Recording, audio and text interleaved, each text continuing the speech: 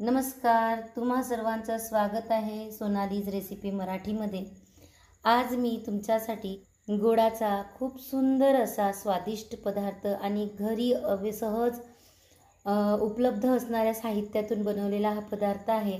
ओल्या नारळाची वळी हा एक लाडूसुद्धा वळलेला आहे। तर चला रेसिपीला सुरुवात करूया। रेसिपी आवडली तर माझ्या व्हिडिओला लाईक करा, माझ्या चॅनलला सबस्क्राईब करा आणि चॅनलवर नवीन असाल तर बेल आयकॉन प्रेस करायला विसरू नका। तर चला रेसिपीला सुरुवात करूया। दोन नारळ, ओले नारळ फोडले आणि याचा असा किसनीने किस करून घेतलेला आहे। कढई गरम केली आहे आणि त्यात मी 2 चमच तूप घातलेला आहे। तूप छान गरम झालं, कढई गरम झाली की यात आपण हा नारळाचा किस टाकून घेऊ आणि याला व्यवस्थित असं गोल्डन ब्राऊन होईपर्यंत भाजून घेऊ। बघा, याला असं व्यवस्थित असं तुपात खमंग असं भाजून घेऊ। आता याचं दुधाचं प्रमाण म्हणाल तर बिना दुधाने सुद्धा वडी बनू शकते। दूध कमी असेल तर 2 पॉकेट आपण 10 रुपयेवाले दूध पावडर टाकून सुद्धा करू शकतो, किंवा दूध असेल तर दूध घाला। पण दूध घालण्याच्या अगोदर याला छान व्यवस्थित असं ब्राऊन रंग येईपर्यंत व्यवस्थित भाजून घ्या। किसाचा रंग असा बदललेला आहे, हलका ब्राऊन कलर झाला आहे आणि किससुद्धा चिमलेला आहे। आता या स्टेजमध्ये आपल्याला दूध घालायचं आहे। माझ्याकडे 2 लिटर दूध आहे, पण मी याच्यातलं 1.5 लिटर दूध घालत आहे। दुधाचे हे प्रमाण तुम्ही आणि साई भरलेलं दूध घालत आहे, खूप मस्त वाटते। दूध कमी असेल तर तुम्ही थोडासा खवासुद्धा घालू शकता। बघा, 2 लिटर दूधमधनं मी अर्धा लिटर दूध उरवून घेतलं। आता याला आपण काय करायचं, मोठ्या गॅसवरती येता जाता याला फिरवत जायचं आणि दूध आटतपर्यंत याला आटवून घ्यायचं। बघा, दूध टाकलं या प्रकारे। मी फुल गॅसवरती मी इथे उभी राहत नाही, तर यासोबत मी दुसरे कामंसुद्धा करते, लक्ष राहते। येता जाता आपण हे मिक्स करत राहायचं। जेव्हा भरपूर दूध असते तेव्हा कसलीच लागण्याची भीती नसते, त्यामुळे मोठ्या गॅसवरती आपण हे दूध आटू द्यायचं। आता थोडंसं दूध बाकी आहे तेव्हा तुम्ही साखर घालू शकता। साखरेचं प्रमाण म्हणाल तर मी 2 मोठे नारळ घेतले आणि 1.5 लिटर दूध घेतलं, त्यामुळे मी याच्यात 2 वाटी साखर घालत आहे, रेग्युलर वाटीने, आपल्या कढीच्या वाटीने। पण तुम्हाला आवडत असेल तर तुम्ही आणखी टाकू शकता किंवा साखरेचं प्रमाण तुम्ही कमी करू शकता। बघा, या सर्वसाधारण कढीच्या वाटीने मी 2 वाटी साखर घेत आहे।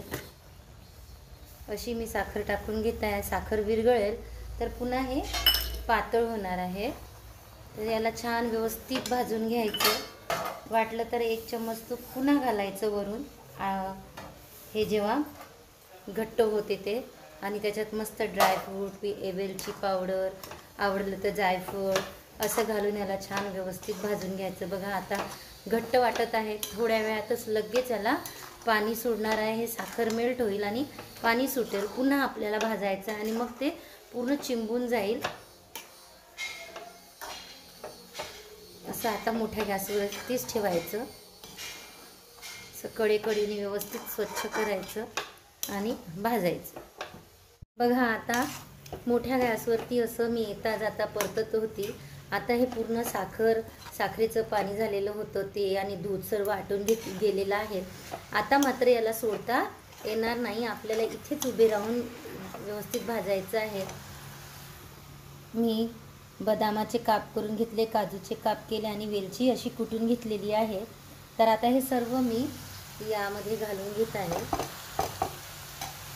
याला व्यवस्थित असं मिक्स करायचं भरपूर। आणि आता मोठ्या गॅसवरती भाजायचं असेल तर सारखं आपल्याला असं फिरवायचं आहे, नाहीतर आता ही स्टेप जी आहे याला लागण्याची खूप शक्यता असते, नाहीतर मग बारीक गॅसवरती भाजा, वेळ लागेल। म्हणून मी इथेच उभी राहून याला व्यवस्थित आता हा पाक चिकट येतपर्यंत, ही साखर जी आहे याचा पाक होतपर्यंत मी भाजून घेईल। हे जे आपलं तयार झालेलं आहे ना, हेच आपण मोदक म्हणून करू शकतो। यात आपण ओल्या नारळाच्या करंज्या करू शकतो, किंवा याच्यातच थोडीशी भाजलेली तुपात भाजून कणिक टाकून द्यायची आणि त्याचे करंज्या करायच्या खूप खमंग अशा लागतात. हेच सारण तळलेल्या मोदकसाठी सुद्धा आपण यूज करू शकतो आणि याच्यात गूळ जर घातलं तर आपण उकळीचे मोदकसुद्धा यापासून करू शकतो. बघा, या प्रकारे मी हे भाजून घेतलेलं आहे. आता ही जी स्टेप आहे यात आपल्याला बर्फी थापायची असेल तर बर्फी थापू शकतो आणि जर लाडू बनवायचा असेल तर थोडासा आपल्याला आणखी भाजावं लागेल. पण मला वडी बनवायची आहे, त्यामुळे मी एका ताटाला तूप लावून घेऊन आत्ताच या स्टेपमध्ये मी गॅस बंद केलेला आहे. आता याला मी थापून घेता येईल. जर तुम्हाला लाडू वळायचे असेल तर याला पुन्हा थोडंसं भाजायचं आणि आपल्याला समजत नसेल की लाडू बनेल की नाही तर एक छोटासा लाडू तुम्ही करून बघा. लाडू वळला म्हणजे समजायचं की मिश्रण झालं. प्लेटमध्ये काढा, थोडंसं थंड होऊ द्या आणि त्याचे लाडू वळून घ्या. स्टीलचं ताट घेतलेलं आहे, त्यात थोडंसं तूप घालून मी सर्वत्र असं पसरवून घेत आहे आणि यात कढईतलं सर्व साहित्य सारण टाकून याला बर्फी थापून असं मी ओतून घेतलं. याला सर्वत्र एकसारखं मी पसरवून घेत आहे. ताट मोठा आहे कारण की किस पण खूप जास्ती होता.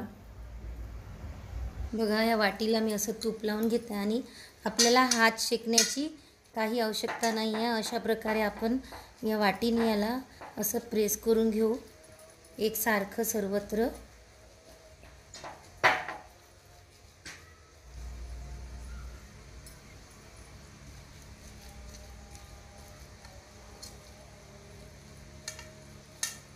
बघा, या पद्धतीने सर्वीकडे मी सारखं करून घेत आहे.